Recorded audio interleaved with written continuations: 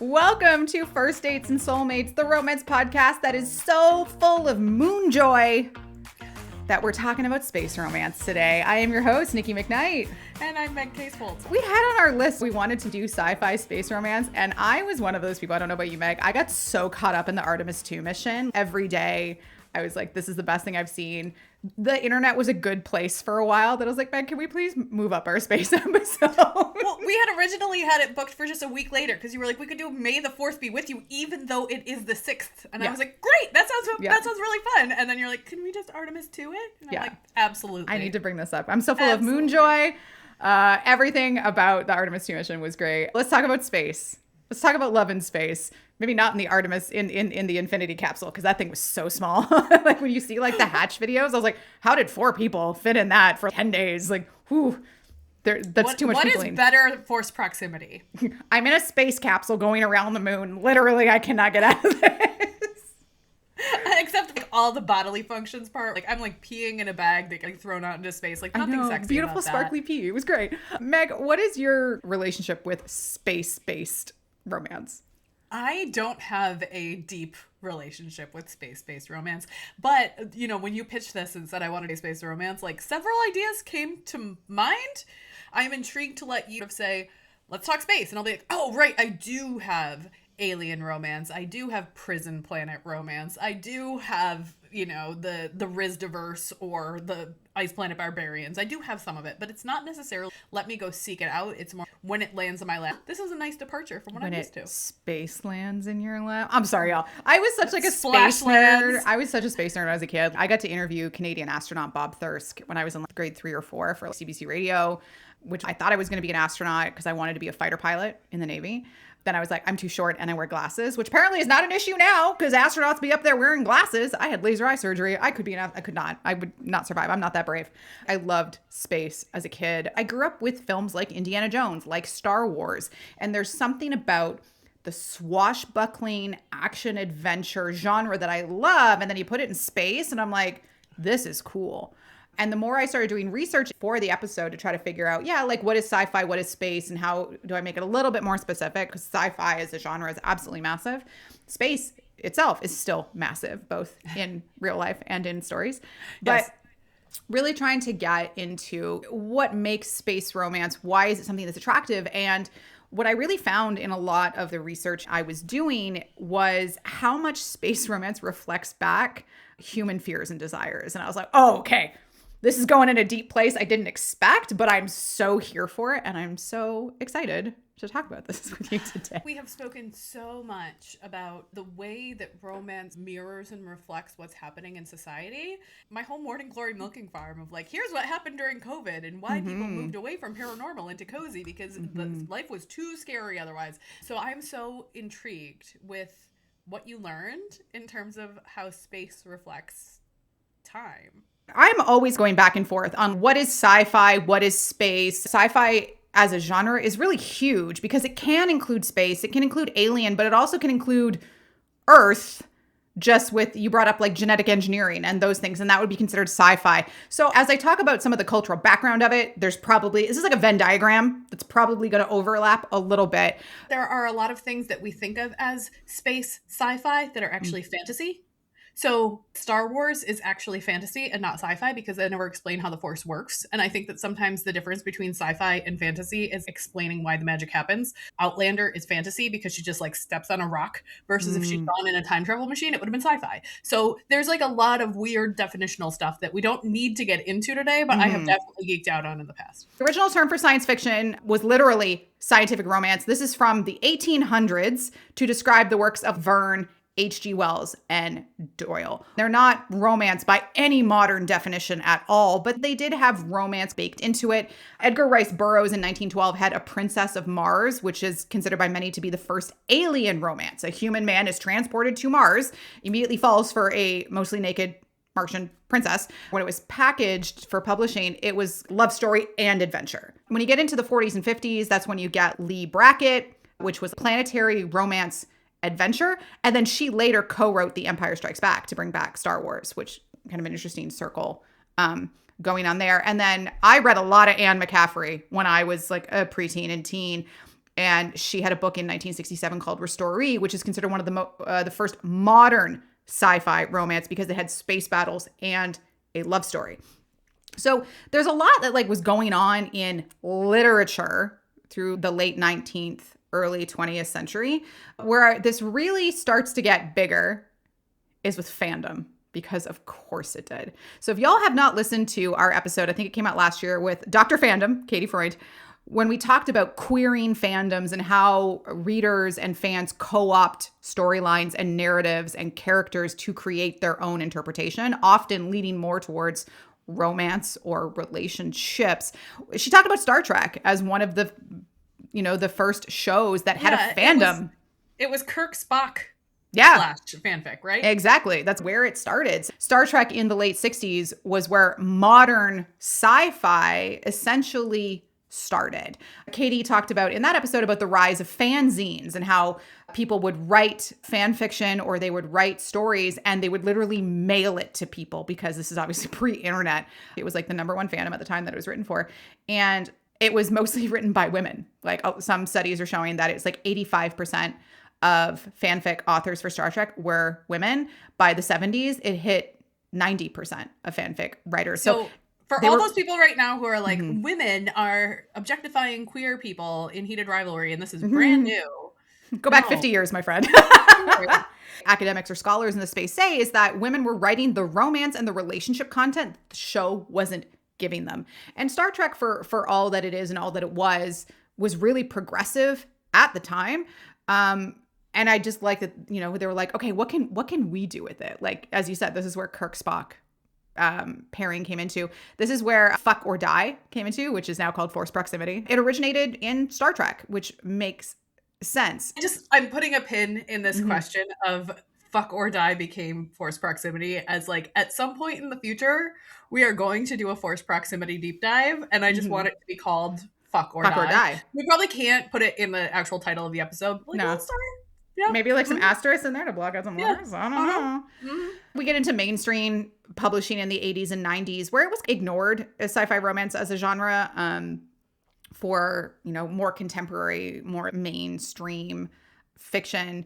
We were still working through the trad publishing pipeline, but we get the Hugo Awards, we get the Nebula Awards, and there were some sci-fi romance that won those awards that are still well thought of. But as we've said before, when it comes to genres like this, or what I'll call kind of like offshoots of romance, what really changed everything was Kindle Unlimited and self-publishing. Because all of a sudden we had alien romance. All of a sudden we had monster romance becoming way more accessible. And one of the book series, which you mentioned, was actually Ice Planet Barbarians. It's Ice Planet Barbarians by Ruby Dixon. Yeah. It changed the landscape of space romance, I think. Yeah, and it was like very small 6-part serial. And then Book Talk blew it up during the pandemic. Yeah. And then all of a sudden Berkeley Books picked it up and it got a traditional print run. And now you have like the Book Talk TikTok pipeline being the new version of fan fiction and fanzines for how people are finding out about romance. I find the history of this fascinating. What is being reflected on screen is a response to culture that is either present or not present, as the case may be. And that's what is cool about space romance. Big, tall aliens. Who knew that would tell us so much about ourselves? The horns and the spurs, and there's so much that we just, it's almost like Space Cowboy, now that I've said the word spur, but the spur is a little bit of a different placement than you expect from a cowboy. Yeah, it's a dick spur. There you go. I want to talk just briefly about Ice Planet Barbarians, because we've talked about it a little bit on the show. We talked about how I hate Reddit, which I'm sure I'll share this again. But like, you had read Ice Planet Barbarians way before I did. So how did you originally approach or find out about Ice Planet Barbarians and Ruby Dixon's work in general? I think it was Reddit. I think it was just enough people had talked about it in enough places that I was like, okay, fine. And I actually have read fewer.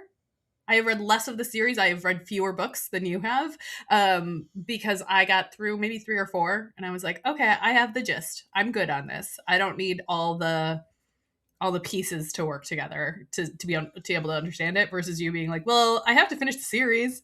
What's really interesting is like the full series starts with like 12 women on a ship that have all been abducted. And so you know exactly who's going to go. You just don't know the order that they're going to go in. The reason I bring up Ice Planet Barbarians as an initial jumping off point for this is because there is something that people called the alien romance boom of the pandemic.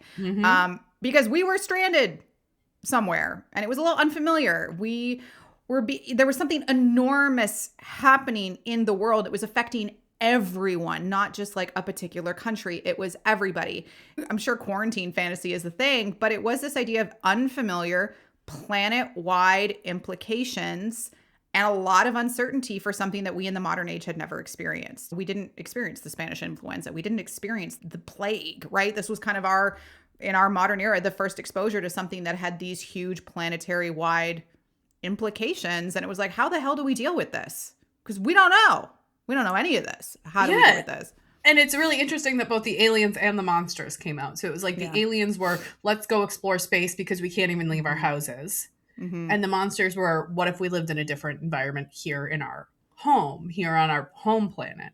But the speculation of like the speculative fiction side of things, which of course like both sci-fi and fantasy and paranormal, they all fit under this umbrella of speculative fiction. But like the speculation was different, the mechanisms were different, but the idea for all of it was like, well, this sucks. Yeah. What if I could be somewhere else? What if I could be someone else? Space romance, I think the two main things that it does is it helps us deal with big unknowable things that we've never experienced before, oftentimes things that are traumatic or painful or confusing or scary. And it's also a place that lets authors build worlds and structures and cultures that are probably better than what they are experiencing. The rise of queer space romance, we see a lot of here because they can build worlds where being queer is no thing. It's fine. We're going to talk about fated mates concepts with aliens or in space. It's like, yeah, it doesn't matter. Like, it doesn't matter what you are, what species you are, what gender you are. It's irrelevant. So, and that even comes up in Ice Planet Barbarians. Like, what's their inner thing? Their inner spirit for the big blue guys. They're like, they don't care that it's a human. Oh, the Kui. Thank you, the Kui. The Kui resonates with who it resonates with. You resonate with the Kui, that's it. I don't need to like you. I don't need to speak the same language as you. But once my Kui resonates, you're mine. They don't have to navigate the social structures that we experience because they don't have to exist. Because it's in space. People just get to do whatever they want. They get to fall in love with who they want in whatever way they want, which, you know, is kind of that other part of we're dealing with the scary and the unknown. And this is a vehicle for us to process that. And it's a place for us to experience a culture that we maybe want to experience and don't have. And like the social norms and mores are different on this planet, and therefore I can behave differently and I don't have to follow this government system or this particular societal rule book. And that can feel freeing in a lot of ways, as like very almost like the opposite of when people would read Regency to be like, oh, it was so much more structured and contained and it's better now, and wouldn't it be interesting if we could break out of that? And there was a fall in Regency at the same time that there was a rise in aliens and monsters, because it was like, no, I don't need more rules. More rules does not make me feel better right now. More rules makes me feel worse. I need different societal norms. We talk about romance as escapism, and one of the ways you can have escapism is to not see your world reflected on the page. We've talked about this before with me personally. One of the reasons I don't read het romance pretty much at all is I got a lot of body shit going on. I don't want to see myself on page at all in an intimate situation. It's very similar when we think about space romance. It's like, this is nowhere near what I can experience right now. That's kind of nice. Now, I will say it does come with its own stressors, which I want to talk about later, like being in space.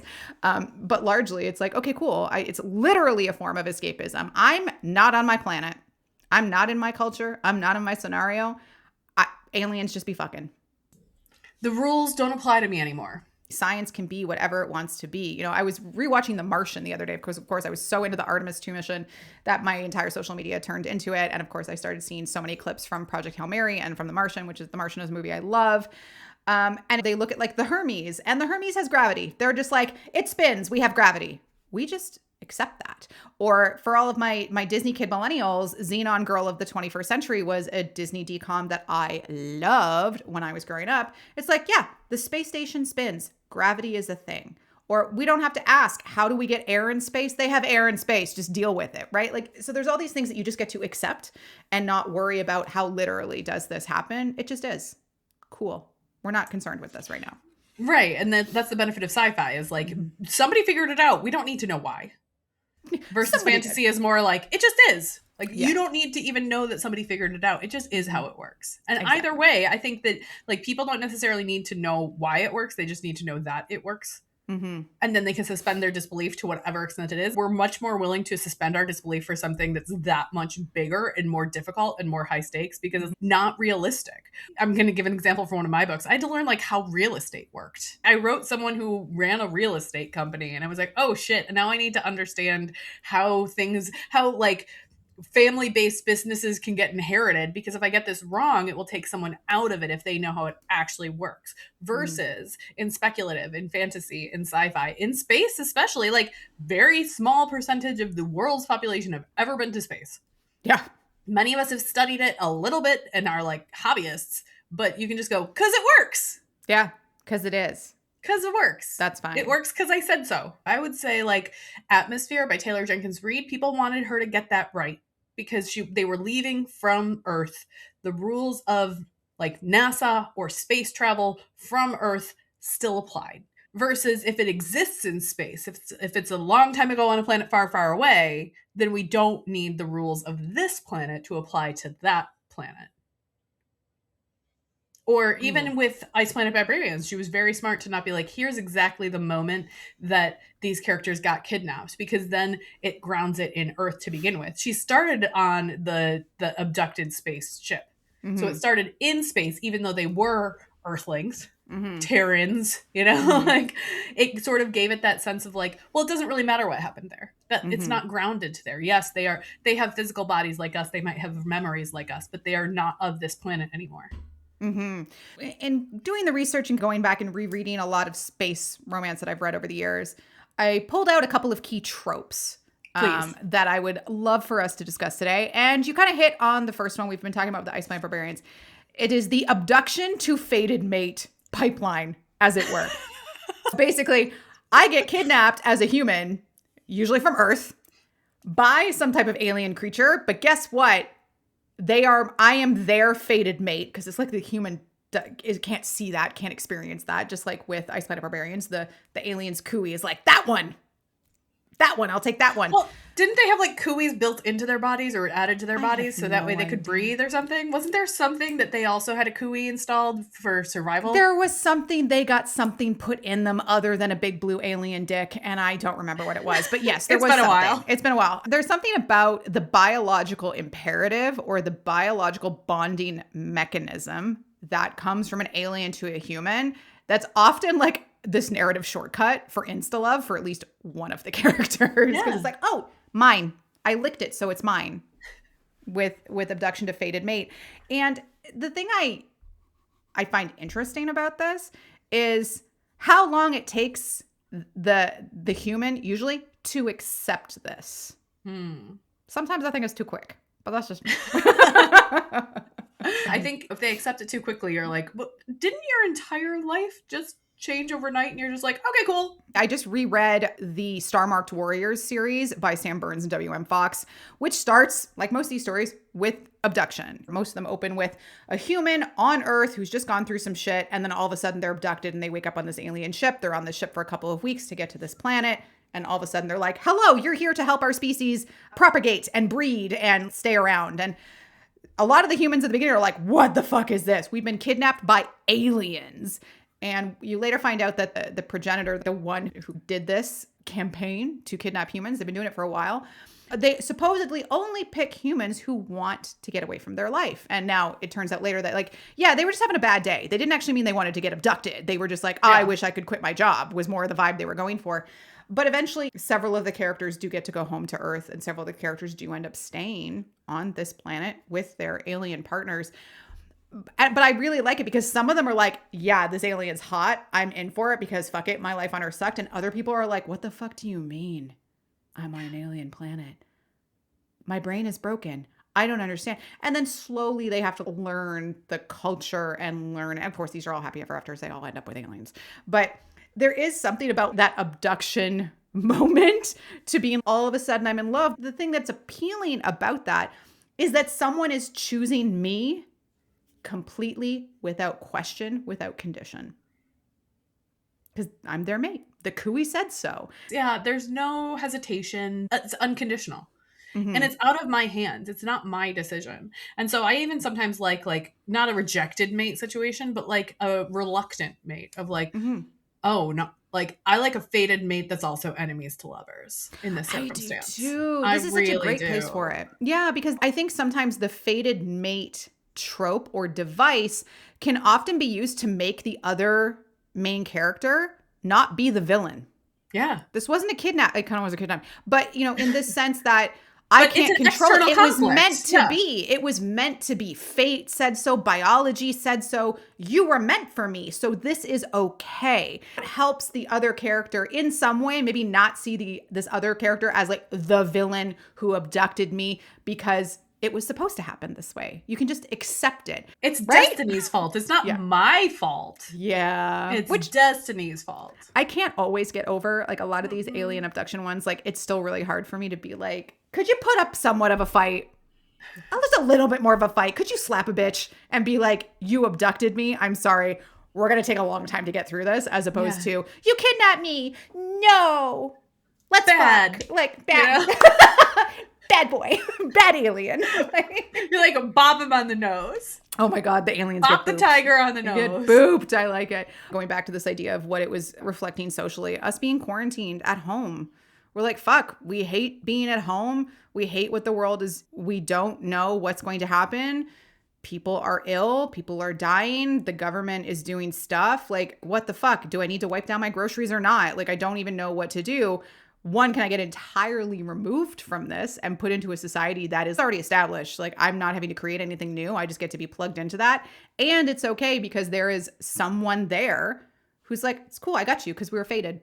Yeah. I got it all. I'll take care of you. It's the billionaire trope without the money. Honestly, yeah. It's just with ray guns and space.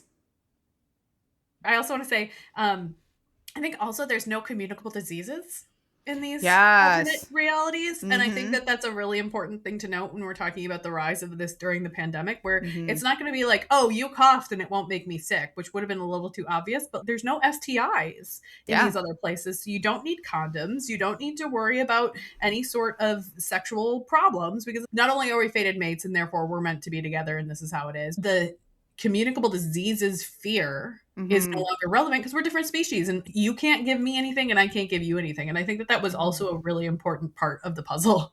Yeah. I did not even think about that. That's a good one. I like that.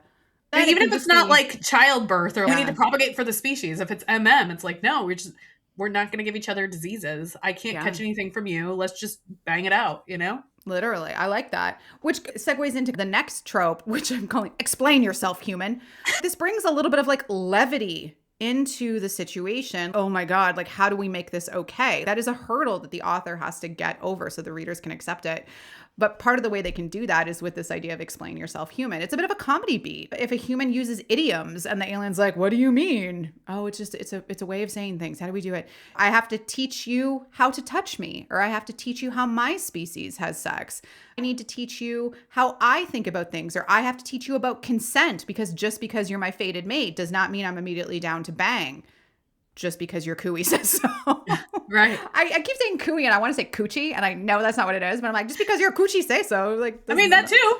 That too. Right. Although it's usually the other way. They want to get into the coochie. They don't have the coochie. There you go. There's a dick pocket somewhere. The outsider perspective of whether or not the human character has been abducted or whether it's just they're on a different planet or they're interacting with a different species for the first time. It's like, okay, well, I have a way of talking about things and I have what I consider to be normal and you have that. And part of the thing we have to get over is, can we be speaking the same language metaphorically and literally? Of how do we become the best versions of ourselves and go beyond just the the Ariel combing her hair with the fork thing. How do we get past that? Yeah. How do we understand each other and like find a middle ground? Because it's not just, well, you're on my planet now and therefore you have to adapt to my culture. It's what can I do to make you feel more comfortable? What are the things that I can do to learn from you? Ruby Dixon always does this where it's like, wait, what is kissing? And isn't that gross? And like you put your tongue in someone else's mouth because gross. And maybe there are some humans who feel that way too. Yeah. But like there is something that explores what we just automatically assume to be true about desire and arousal and expectations and sex, that you can look at and go, oh, yeah, it is a little weird that we put our tongues in other people's mouths. What you just said brought up something for me, and it's this type of relationship or situation that characters get put into requires them to have adult explicit conversations. Yeah. They literally have to say, I don't do that. We don't do that. This is what I like. This is what I don't like. They have to, by virtue of this genre and in this trope, have that. Because and sometimes it's like no there's a translation that happens. And so it has to be sort of like, I'm going to say pidgin English. I don't know if that's actually an inappropriate way to say it now that I've said it out loud. I don't know the etymology of that phrase. Like a patois or something. Yeah, it could be like stilted, where you're using nonverbal communication. Hitchhiker's Guide to the Galaxy, not a romance, obviously, but like it had the translations that just get inserted into you. There are ways around this so that way you can speak the same language, but the linguistic barrier of explain yourself human, even if you speak the same language, even if you have the C-3PO translator droid there who speaks 2,000 different languages, you have to find a way to get through it. And even if you do have the idioms and the colloquialisms and the shorthand and the slang that isn't going to show up in a translator, especially if it's an older translated system and it's new slang. And that's really fun as a reader to be like, oh, I never thought about that phrase, but yeah, that doesn't make any sense. I like how the idea of translation can show up in different ways. In the Star Marked Warrior series, the humans get implant chips so they can understand the alien language. In I'm Not Your Pet and You're Not My King by Faye Quinn series, they don't speak the same language. So it takes the characters a long time to figure out what language we're using. Kind of starts with gesturing and eventually they get words. And eventually there is a translation chip that gets implanted, but it's much later because when they first meet, they're not in like a civilized area where they have access to that. Amy Padilla is writing a newsletter serial right now, which I'm loving. And they get implantation chips, but they... like the aliens get the chips so they can like understand and speak English, but they still need to hear people speak to get the chip updated. The first time they hear a word, they don't understand what it is. They're like, I hear this word. Cool. But it takes them hearing it a couple times before they can actually understand what it means now. So so like that's the contextualization. Yeah. It's the difference between like having a dictionary full of words and then understanding what word to use and when. That has to grow over time is the mechanism that she uses in her serial, which I just find really cool. Communication and miscommunication is a huge thing in romance. So how can we make that a feature and not necessarily a bug of the story? Right. Have that move the story. I love like a good linguistic conversation. Of course you do. Slowly over the past 3 years, my entire business has just turned into one big linguistic conversation. It just happens to be about AI. So I'm like, oh, this worked out well for me. Huh. Yeah. I would have had these anyway. Speaking of serials, AJ Sherwood is writing a serial right now. At the time of this recording, there's only like 7 chapters out. It's on her Patreon. It's for free. It's called The Reports of Silas Killian, Beleaguered Space Station Beat Cop. I love it. And it's basically this guy who graduated at the top of his class at whatever space police school was like, I actually don't really want to live a stressful life at all. I don't want to work murders and whatever. He goes to work on this space station where he just has to deal with like, people doing stupid shit. And he really likes it. And the 3 brothers who created this space station, one of them he's really attracted to. And it turns out he's that guy's mate. But he's like, I got real romance drama in my family because my parents are shit. So they're trying to navigate all that, but they're learning each other. Like the language specifically is not a barrier for them, but it is, I don't understand the context from you're coming from. So in the most recent chapter that was released, they finally sit down and Silas says to Ruin, who's the alien that's interested, he goes, I think you're really hot. And I know you can smell that because it's a biological thing that alien can do. And I'm going to tell you why I'm not going to pursue this right now because of my family and because this. And Ruin is like, interesting. I did not know that was something parents would do because in my culture, parents don't act that way. Romantic relationships don't happen that way. So we can take something that's really real that would happen in contemporary fiction on planet Earth, but when you put it into an alien setting, it's almost like it gives it the platform to breathe and be like, you do have to have a conversation about your experience. You do have to make things explicit because implicit understanding leads to miscommunication, it leads to drama, and it leads to problems. Surprise, we're being adults. Yeah. And I think also you have a blank slate on one side of things. It's not, oh, your parents did this fucked up thing and my parents did this fucked up thing, and our fucked up things are different, and therefore I'm going to bring my own baggage into it. It's like, no, I didn't understand that was possible. Please explain it to me and break it down for me so I can understand it as best I can. And it gives it, like you said, a chance to breathe, but a chance to explore for the reader to be like, oh, yeah, what would it be like to not have that understanding? Mm-hmm. And I think it offers an opportunity to go from the jokey misunderstandings into something that's legitimate communication and understanding and being seen by another person. It turns quite romantic and tender, to have, I'll call it a human and alien just for ease, that the human's like, this is this. And the alien's like, oh my gosh, I didn't know that. Whereas previously that miscommunication went, what do you mean we don't brush our hair with forks? Let's talk about that. As much as it's a vehicle for comedy, it's also a vehicle for extreme tenderness and romance. Yeah. So it's like, it's and doing double self-identity and self-awareness, and being able to bring that emotional baggage to the forefront in a non-judgmental space. Look at this space being all deep. Non-judgmental Deep space. Deep space. Going into the other trope that we see a lot in space romance, which is found crew, found family, which I know found family is a trope or a device that you love. And it definitely shows up a lot in space romance because one, you either have found families being, we're on a space station working together. We are on a colony working together. And just because something's in space doesn't mean everything is really easy. A lot of times these scenarios still require collaboration and people to unite in community because for their survival. What happens if our oxygen system breaks? What happens if we get attacked by aliens? I love the show Firefly. The crew as found family is the backbone of that show. The ecosystem of friendships, and not only we have to rely on each other because maybe we're stuck in a small space like a spaceship or a space station, but in the case of like abduction romance, it's because you're the only other humans here, literally. We all went through this traumatic thing together, and we have this trauma bond.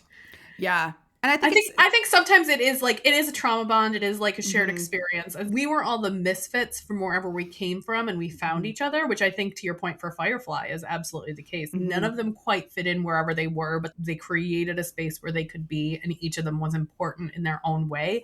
And that's what worked so well for that particular found family, is none of them had strong family ties at home. And I think we see that often in queer romance, where it's not necessarily family rejection, but that feeling of not being understood, not being like, not having those values aligned. And then you meet other people who have been through similar things. So whether it's the trauma bond or the misfit bond, there can be, oh, these people get me in a way that even the people who either do love me or were supposed to love me don't. Ooh, I love that you said that, because that is also present in the Silas Killian serial by A.J. Sherwood. Silas left Earth and he went to work on the space station, and his mother, who he has a horrible relationship with his parents because they're horrible people, she kept saying, come back, because he was still too close. So then he moved further away, deeper into space for work, and she kept following. And now he's finally at a station, which is a 2 to 3 day travel away from Earth, so his mom won't come. But now his sisters are moving closer to him. They're going to move on the planet that's below where he is stationed because they have a close relationship. So it's really fun for... That's a good move. They have a fantastic relationship with his sisters. Okay, good. But I love with Silas, the friends he's made are his coworkers. It's the other cops and his other partners, and he knows everybody in the neighborhoods of this space station, space colony that he's responsible for policing. And he likes it. And part of it was he had to learn all the culture because his police partner is a bear-like creature. And he's like, we're bud. He's the really tall guy and big, and he just stands there and look intimidating. I'm the short guy who can talk people out of shit. But he gets to go into these situations and be like, I need to get away from my family because they suck. And I'm literally going to put so much distance between us. He's in a place where he gets to be with people he really likes.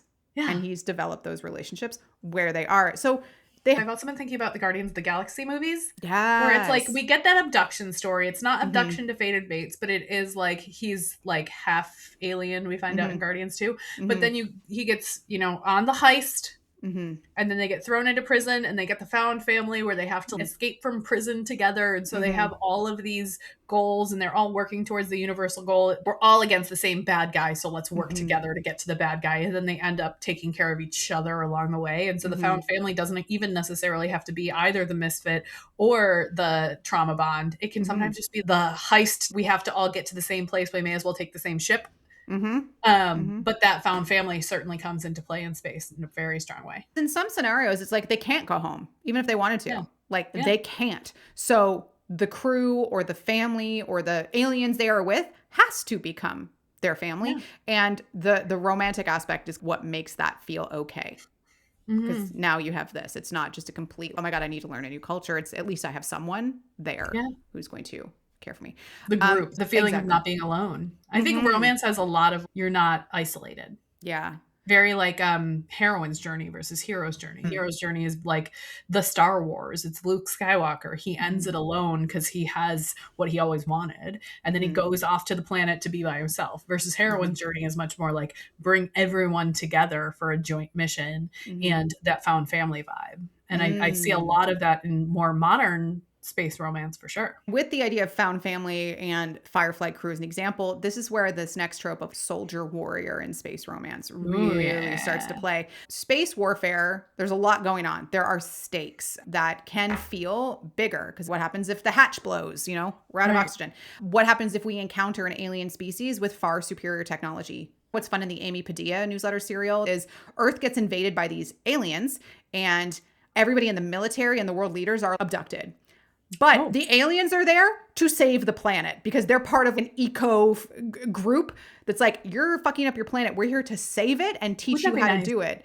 It would be so fantastic. All the humans are scared because they don't know what's going on. They don't know why they've been abducted. And obviously they think like they're here to kill us. And then you find out, no, the aliens are actually here. Like, look, they've already cleared up all the smog. They've already cleaned up the oceans from all of the trash.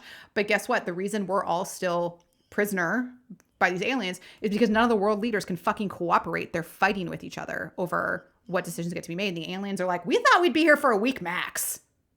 But your world leaders are like real dicks about it. They won't even talk to us. They're still trying to vote on who gets to talk to us. So eventually some of the humans are like, fuck this. We're taking over this conversation. And they like broadcast to the world, hey, it's cool. These are not bad aliens. They are literally here to save our planet. But guess what? Your president, your prime minister, your king, your leader, they're being fucking assholes about it. This is what we need to do to fix it. I was reading about how setting like wars or battles in space, you get to keep the grief and the adrenaline and high stakes nature, but we don't have to think about the real world historical baggage because we're not like, this is World War II. Right. This is we're going to destroy London. We're going to destroy Berlin. This is what happens if a nuclear war starts. Yeah, we just get to ignore all that. We're like, it's another planet. It's technology we don't have access to. It's species we're not encountering. And part of that is still stressful because there's no way we're alone in the universe, y'all. There's no way. Absolutely no way. So what would happen if aliens fucking came down like tomorrow? We'd be stressed.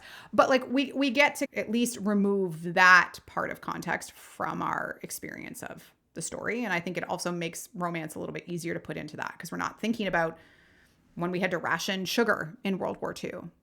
Yeah. We don't have to experience that. Another offshoot of the soldier warrior side of things is the humans who have been either abducted or punished in some way, and they've gone to a prison planet. And so they're humans with other humans and or sometimes aliens in a prison situation. So you get the prison experience, but also you get the found family experience that you were just talking about. I'm thinking about like Prison Planet series by Emmy Chandler. It starts with the book Guardian, where it's basically like the Hunger Games, but in space. They're televising this like competition of people getting dropped onto a planet and they have to survive. And so you have like alliances, but also you're working with other humans and the aliens are watching you. The aliens are the bad guys and the humans have to work together in order to overthrow these alien broadcast systems of they're taking people that have been punished in some way and this is now how they die. It's like Gladiator in a way. Another one that I read was Hold by Claire Kent, which is very dystopian. It's another Prison Planet type of book, but this one is entirely in an actual prison where the main character gets dropped into the prison and the guard that drops her off is like, find the strongest man and just offer yourself to him, and that's the only way you're going to survive this. And it turns out that he's a bit of a cinnamon roll, but he's also an outsider. He's a bit standoffish, and he takes care of her. And so sometimes I think space also has, and I've seen him where same kind of thing where they're dropped into a planet and either the women bind together and take care of each other because they're strength in numbers, but they're not physically strong enough to overpower the male characters, just physical upper body strength biology stuff. There is this dystopian space side of things where you get the soldier warriors, but it's often the men protecting the women or the women fighting alongside the men, which is another subset of space romance where it's not actually in space, it's just on planets that aren't Earth. But talking about soldiers or humans going through hardships, that's the Dark Space trilogy by Lisa Henry, which I've talked about a little bit, where it's humans fighting an alien race. A pilot gets like kidnapped and he's presumed dead, but then he comes back years later with one of the alien generals. And obviously he has gone through huge traumatic things where he's been assaulted, he's been a prisoner, but he's also had to learn to live with them. So the other one I was thinking about is one of the earlier space books I can remember reading that wasn't fan fiction was Blind Space by Marie Sexton. And that's basically you have this young man who works for essentially like the government. He's a soldier and he's bodyguard to the prince, but he's not really taken seriously because he's kind of the prince's fuckboy. And their spaceship gets attacked by space pirates. And they all get kidnapped because the space pirates want to hold the prince for ransom. Of course, the young soldier is they're just dealing with it and he ends up falling in love with the captain of the space pirates, or one of the captains, which is one of the jokes in there. But like, it's like, how do we deal? And eventually they end up binding together with his crew against the empire or republic or whatever government system that he was a soldier for, against the prince, who it turns out was involved in his own kidnapping because he wanted to extort money from his parents. They have to figure out, one, how do we get away from these huge systems, huge governments, royalty, when we are on the fringe of it already as pirates, but how do we get out of this and essentially live as outlaws, as space cowboys, to borrow a Firefly term, and have that be our happy ending. It's a great book. The last one I wanted to touch on, it's been like a running thread through here, is the idea of like galactic stakes. Space romance often, with a lot of the tropes we've talked about, has huge stakes. Yeah. Aliens invading, civilizations ending. I've been abducted from my planet. So it really becomes, how do you do a happy ever after when humans might no longer exist? What would happen? You brought up Hitchhiker's Guide. Earth got moved to put in a highway, right? What happens with all of this, right? There's a couple different endings that come from this. It's not only the romance ending, but it's the ending or the resolution of what the civilization has to go through. Is it we no longer cease to exist? Is it we broker peace with this species? Is it we move to another planet and that becomes our home? The intersection of the personal and political when you get into space romance, saving the empire or saving the human race is big. It's a lot. But romance, again, allows it, I think, to be a little bit more easily digestible. I mean, the example that I gave when my kids started talking about like a bicameral legislature was like, oh yeah, it's like Star Wars, it's the Senate. Like it gets overtly political because it kind of has to. You need to have some sort of systems in place, and it's easier for you to start thinking about, oh, let's overthrow the government and let's have this resistance when it's not an actual human-based government system. Yeah. It's going to fly under the radar a lot better than being like, so Nixon's a jerk. Yeah. But it also gets to still be nice because going back to our episode on Happy Ever Afters, we know romances have to have an emotionally satisfying, optimistic ending. Yes. So we know even if the human race is at stake or we're being invaded by aliens, whatever happens, we know that there's still going to be a happy ending. Now, someone's going to be banging it out. Somebody's going to be banging it out. Maybe in like a zero gravity situation. I don't know. It allows us to also just deal with that stress in a way that we know is going to have a happy resolution, despite the fact that like we be fighting and fucking in space and who knows what's going to happen. We don't have a frame of reference for it. We can make that frame of reference whatever we want it to be, but we know it's still going to be okay at the end of the day. And that is space romance. So Nikki, you just went back and read a boatload of space romances for this episode. So what is it that you ship the most about space romance? Ooh, there's so much I like because much like you said at the top of the episode, it wasn't something I thought I read a lot of or that I had a lot of opinions on it. Of course, as soon as I start researching, I'm like, I have so many opinions and I have so many books and I've read so many of these books. For me, I like the idea of the kind of explain yourself human aspect of it. You need to figure out communication, because for both of us, miscommunication is a trope in romance we're not huge fans of. Correct. So when people have to have these conversations and they have to learn, not only do I find that kind of funny because it can be a vehicle for comedy and then eventual understanding, but I think it's also a reminder for everyone on how to have empathy, how to be open to differences, how to deal with someone not thinking or being like you. And granted, not every person you're still not going to like. And there's going to be some people you still are massively going to disagree with. And I'm not saying you should have to like that person or even honestly respect them at all. But it is more, how do we become open and lead with non-judgment, lead with curiosity first, and then judge all the fuck you want later if they deserve it. But it's leading with curiosity, leading with empathy, and being open to figuring out what does communication and what does a relationship look like for the two of us. You probably don't expect that that's what you're learning about or that's what you're experiencing when you think about aliens brushing their hair with forks. It's not there. But it's there. It's not there. The thing that I shift the most is sort of an offshoot of that too, which is the way that the myth of othering is deconstructed. So often when you start the book, that sort of ordinary world space of whether you've just been abducted and you're afraid of aliens, or you're already on the ship and then the pirates come and you think that they're going to be the bad guys, or you've been told by your government that the aliens are the bad guys, or you have something that you have believed, a core belief that then by interacting with people who are other than you, you realize, oh, maybe those stereotypes or those myths or the things that the government told us to be afraid of aren't actually that scary. And I think that's one of my favorite things, honestly, about both Alien and Monster is maybe they're not the bad guys. Maybe we've been lied to. Oh, maybe we've been the bad guys all along. Maybe we're the bad guys, right? Maybe we have been the ones who are harvesting the shit on their planet and we've been exploiting their resources.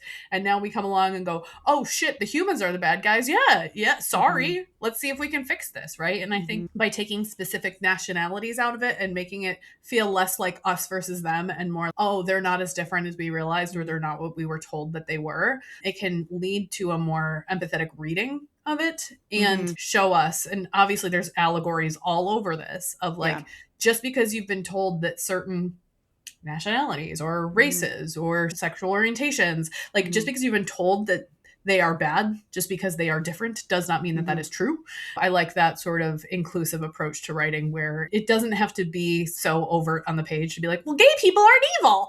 We're using an allegory and we're talking about these aliens that have different life experiences, but it could be relevant to our own experience and culture. It's not exclusively just here's what happens in space. Going back to that early fanfic of like Spock doesn't have the emotional range that humans do. So what can he articulate and what can't he articulate, and what are his desires and how does that play into all of it? That's interesting speculation. And I love that part of it. Well, that is it for space romance. Before we get into the question of what we're shipping this week, if y'all could just head over to your podcast provider of choice, leave us a rating, leave us a review, subscribe. We would appreciate very much. It's the number one thing that podcast hosts ask you to do because it is so beneficial to helping other people find out about us, which leads to more listeners and more soulmates joining our conversations about fucking in space. So we really appreciate it. You can never have too many people for a conversation. Never have too many people doing it. Meg, what are you shipping this week? Nikki, remember last week when I was like, man, I am so glad that you are the one on Threads. I could never. Yeah, I've been noticing something there, Meg. Tell the people. Nikki, I'm on Threads. Last month, I was on vacation. I was scrolling Instagram more than usual because I was on vacation. Like in an hour, I saw 3 different posts from 3 different authors that was like, well, I'm trying this out in my reels this week because because the Amazon algorithm is completely unknowable. Right? I can't understand what the algorithm wants, so I have to spend all this time on Instagram or on Threads or on TikTok or wherever they're spending time. And I'd known that, like I'd seen it sort of simmering for a while. My day job is figuring out algorithms and trying to explain algorithms to people. So that was the last day of vacation. I saw that in the morning. We got in the car. I had a 7-hour drive home from Washington, D.C. up to upstate New York. And I just started researching. and going, is anybody talking to romance authors about the Amazon algorithm and how it works? And like literally nobody is. There's so much self-publishing information out there, but most of the romance marketing specific advice is very much get on social media, grow your email list, run promotions, but it's not like the foundational stuff of make sure that you're set up so that way the algorithm can recommend you. So, Nikki, first, because I am a search person first, I built my own foundation, which is I sat down, starting with what I wrote in the car, and I posted 20 blog posts about how the algorithm works for romance authors, why it's different for romance authors, what are the things you need to think about, how can you optimize all of these different pieces. So that's on my website over at baileyseaborn.com. It's a series called Happily Ever Indie. And now because I want people to know about it, now that it exists, now that there's like a core place where it exists, I started a Threads account. And so I'm sharing on Threads at Bailey Seaborn Author. It's all directed directly to other authors. So the First Dates and Soulmates account will still be the place where we can talk about books, speak to readers, give recommendations, things along those lines. But if you're an author and you're listening to this and you're like, I want to learn more about how to not have to work so hard on Instagram marketing or how to set up my Amazon so it'll send recommendations, head over to my Threads account, Bailey Seaborn Author. I'll be building out more in that space and other platforms, but I started with Threads because I could just type them instead of needing to do short form video. That'll come, that'll go onto the Instagram, that'll go onto the TikTok, that'll be more of a discovery engine, but right now we're in Threads. So come over and hang out with me over there. Nikki, what are you shipping this week? I have a new release that I am loving. This week's ship is Grave Sight. It is Cursed Arcana book number 1 by Sheena Jolie. It is connected to the Infinite Arcana and the Beacon Hill Sorcerers series. I read this first book in this new series, and then I went back and I just reread the entire Beacon Hill Sorcerer series because the final book is coming out in a couple months. I love that series so much. But Grave Sight follows, I keep wanting to call him Eddie Redmayne because his last name is Redmayne. It's not Eddie, it's Ezra. He was mentioned very briefly in some of the later Beacon Hill Sorcerers books as he's another sorcerer from this powerful family, the Redmaynes. We think he's kind of the black sheep though. And then we find out that he is a dual affinity sorcerer, which is extremely rare. So Ezra works as a curse breaker for magical things. So at the opening of the book, he is called to Northern Alberta because there was a relic that did some shit, killed some people, and has now created this permanent huge snowstorm over Northern Alberta that is going to start killing people and killing things and probably spreading. So he goes up as the curse breaker to deal with that. And as part of the research, he meets Professor Rome Norson, who is part Fae, and he is a professor at the university. And it turns out the artifact, the relic that is causing all this drama, may be connected to some gods of eons past. They team up to discover what this relic is, how to stop the storm, and then how to deal with the person who likely caused all of this and caused the death of so many people. I just love Sheena Jolie's work. It's a fantastic kickoff to the series. I love Ezra because he's a dual affinity sorcerer. He's black sheep of this really powerful family, but he's really fun and snarky and cute. He wears these like leather pants as armor, and then he made himself like this corset armor shirt to keep his hands free. So when he's casting and doing things, he doesn't have to like worry about shit getting in his way. So he literally wears a man corset and tight leather pants and armor to his jobs. And I was like, I love this for him. You love a nice outfit, like a nice fashion sense. I love a new sartorial moment for characters. If you love kind of supernatural sorcerer, magical things, or if you love the Beacon Hill Sorcerer series, go check out Grave Sight, book 1 in the new Cursed Arcana series by Sheena Jolie. 10 out of 10 would recommend. It's a fantastic series. That is it for us this week. Thank you so much, Soulmates, for coming with us on another deep dive into tropes and genres. And I bet you didn't know there was this much to say about space. Wishing you all of the moon joy. And if you want to bring us some moon joy, a couple of different ways you can support the show for free. 1, rate, review, and subscribe on your podcast provider of choice. 2, follow us on social media. We are at First Dates and Soulmates on most things. If you have a little bit of money to send our way, you can check out our merch store. It's on TeePublic, listed in the show notes. We are now offering show sponsorship. So if you're interested in sponsoring the show, that information is also linked in the show notes. And then finally, you can subscribe on Substack. Subscribe for 1 month, subscribe for many months. We're just so happy you're here. You being here and you sharing the show with your soulmates, your besties. I hope to get us in front of more people, and we're very, very grateful. What is coming up next week? 60s.